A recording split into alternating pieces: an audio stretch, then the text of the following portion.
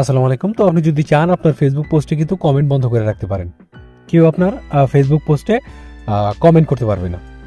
মানে যদি কোনো কারণবশত আপনি চান যে আমার পোস্টে কেউ আজে বাজে কমেন্ট করতেছে বা করতে পারে, তো আপনি কমেন্ট বন্ধ করে দিতে।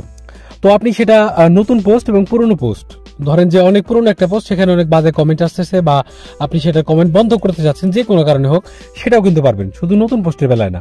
তো সেই জন্য আপনাকে যেটা করতে হবে সেটা হচ্ছে প্রোফাইল পিকচারের মধ্যে ক্লিক করবেন। প্রোফাইল পিকচারের মধ্যে যাওয়ার পরে আমরা যে কোনো একটা পোস্ট নিতে পারি, ঠিক আছে। এখানে দেখেন আমার একটা পোস্ট দেওয়া আছে। তো এই পোস্টের কি করবেন, উপরে যে 3 লাইন আছে, এই 3 ডট, এই 3 ডটের মধ্যে ক্লিক করতে হবে।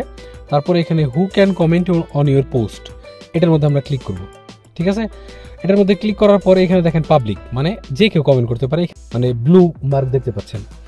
এবং এখানে ফ্রেন্ডস অ্যান্ড এস্টাবলিশড ফলোয়ার্স, এটা আপনি সিলেক্ট করতে পারেন, অথবা অনলি ফ্রেন্ডস। আপনি যেটা করবেন বন্ধ করতে চাইলে সেটা হচ্ছে profile and pages you mention.